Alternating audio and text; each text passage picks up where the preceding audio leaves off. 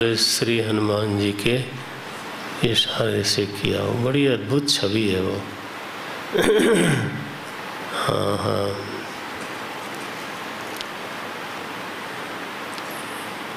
तो ये तो भगवत प्रेरणा से ही प्रकट हुआ ग्रंथ है। नाम भी भगवान ने स्वयं रखा। क्या नाम रखा? रामचरित मानस। रामचरित मानस। हाँ हाँ, जितने बाकी हमारे रामायण हैं प्राय सभी का नाम रामायण रखा गया। वो भी बड़ा दिव्य नाम है। रामायण माने रामस्य अयनम, जरा ध्यान रहे। हाँ, रामस्य अयनम इति रामायणम। भगवान का जो घर है उसको बोलते हैं रामायण, है ना। नरेव नारः नारस्य अयनमिति नारायण, ऐसे। ठीक है, तो भगवान जहाँ निवास करते हैं उस ग्रंथ का नाम है, क्या है? रामायण। ध्यान रहे, आप दूसरा भाव ले रहे हैं। रामायण। भगवान जिसमें निवास करते हैं, जहाँ मिलते हैं आपको, बैठक में मिलते हैं अपने। अच्छा, जहाँ उनसे परिचय होता है। हाँ, भगवान जहाँ निवास करते हैं, नाम पड़ा उसका रामायण, वहाँ आपसे परिचय होता है। तब हमें बताते हैं कि मैं ऐसा हूँ। परिचय होता है माने क्या?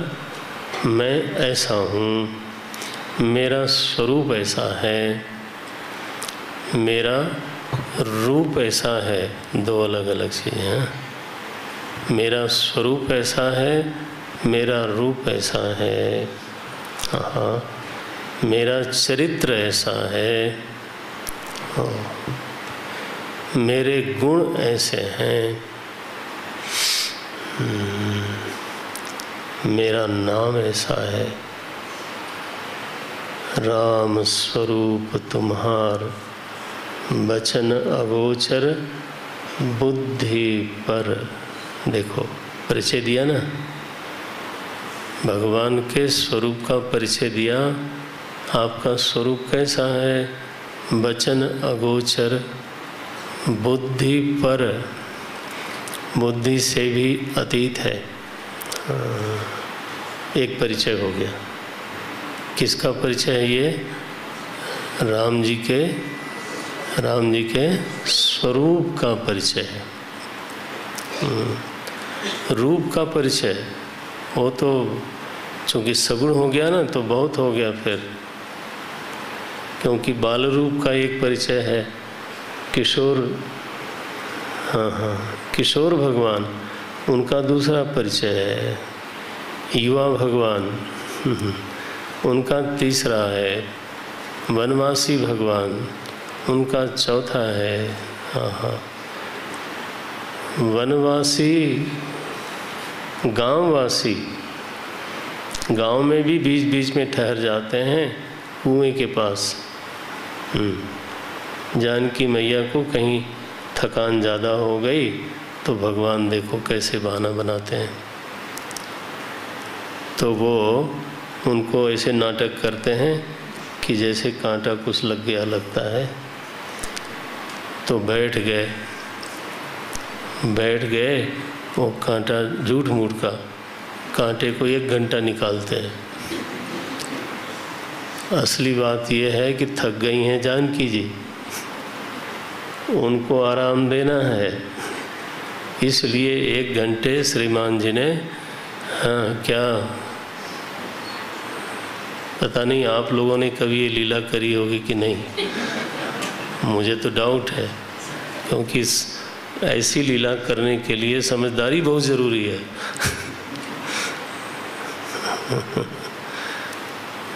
बड़ी देर तक कांटा, झूठ मूठ का कांटा कहीं लगा ही नहीं था। लेकिन समझ लेना, जानने वाले जानते हैं। जानकी जी को पता है कि ये क्या बहाना बनाया जा रहा है। हाँ, थकान मकान मिट गई, फिर उठ के गए कुएं पर, और वहाँ ये हुआ कि ज़रा पानी पिया जाए, तो गांव के लोग तो दौड़ गए। गांव के लोगों का स्वभाव अलग, तो सभी लोग पानी पिलाना चाहते हैं।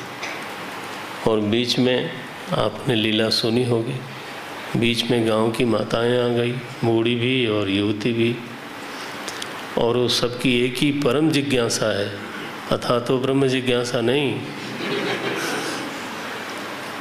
परम जिज्ञासा है कि ये तुम्हारे क्या लगते हैं। हम बताओ। ये गांव की लीला है, गांव की भी लीला है, वन की भी लीला है, बानरों के बीच में। बानर तो ऐसे मज़ेदार महाराज शिष्टाचार वाले लोग हैं, ऐसे अद्भुत शिष्टाचारी हैं बानर।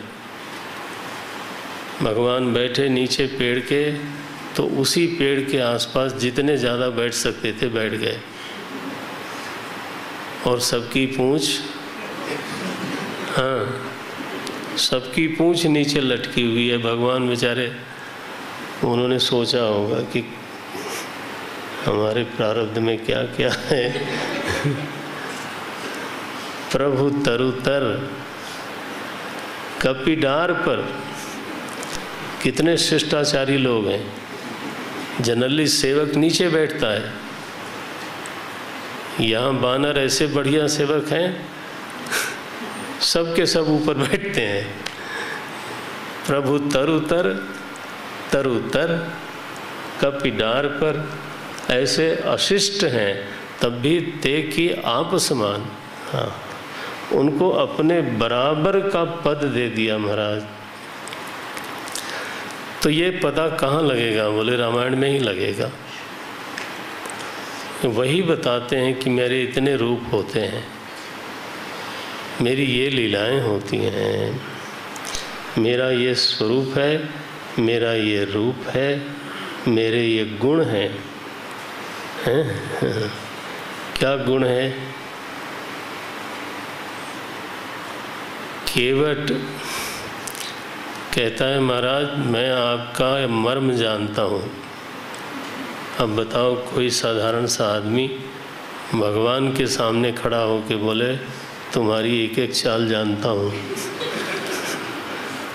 कहे तुम्हार। अब बताओ, वैसे कहना ही ठीक नहीं लगता है, लेकिन भगवान के मर्म को बोलता है मैं जानता हूँ। क्या जानते हो भाई? हमारे भीतर कुछ रहस्य नहीं है। नहीं नहीं महाराज, एक जड़ी बूटी आपके पैर में रहती है, मानुष करनि मूरी कछु अहई। कोई जड़ी बूटी है जो मनुष्य बना देती है। अब आप चढ़ोगे मेरी नाव पर, मैं कुछ और जानता नहीं, काम धंधा, पता चला कि तरन्यू मुनि घरनी हो जाई। अब केवट का परेशानी यह है कि मेरी घरनी हो जाए तो फिर भी ठीक है, किसकी घरनी बनेगी? मुनि घरनी। अब चलो उसके लिए पूजा का सामान जुटाओ, क्योंकि वो तो फिर मल्लाह है बेचारा, तो अब फिर वो तो ये सब बातें कहाँ पता चलेंगी? बोले वहीं आओ जहाँ पर राम जी रहते हैं। रामायण, उसी शब्द को पकड़े हुए हूँ मैं।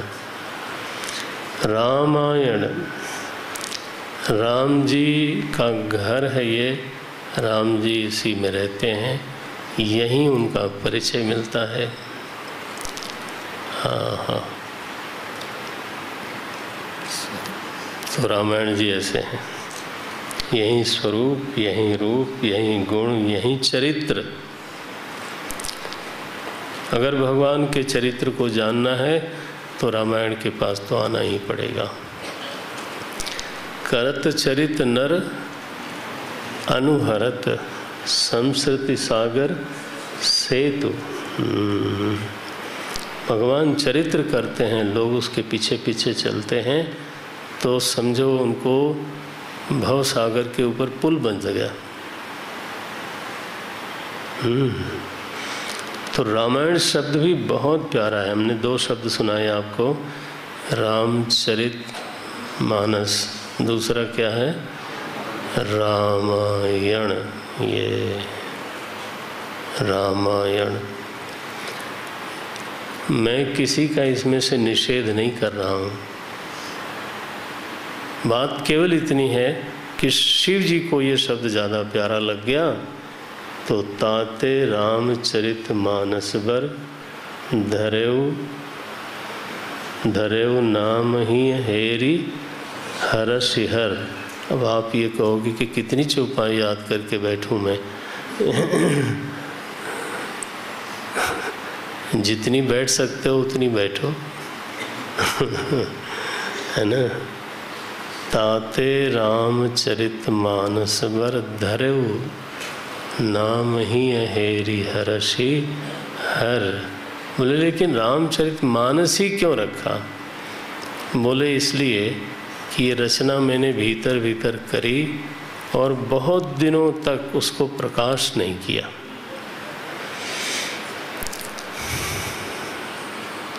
मन में ही रखा, बाहर उसको प्रकट ही नहीं किया, प्रकाश ही नहीं किया। इसलिए पाई सुसमय शिवासन भाखा। तो पार्वती माँ जब सती से जब वो पार्वती बन गई, माने कितना समय लगा, तब फिर वो इस योग्य हो गई कि इनको सुनाया जाए। तब फिर ठीक से शिव जी ने पार्वती अम्मा को ये कथा सुनाई। तो ये प्रसंग था, इसलिए नाम रखा रामचरित मानस। तो आज केवल नामकरण का ही प्रसंग था, मन में इतना ही रोक नहीं, ये भी कहना बेईमानी है, बहुत इतना नहीं सोच के आया था। वो तो केवल ये है कि अच्छा इस विषय पर थोड़ा बोलता हूँ, थोड़ा राम जी को मनाता हूँ। मनाना होता है भाई, हाँ, वो मनाने का अपना मज़ा है। तो यहाँ मैं पूरा करता हूँ।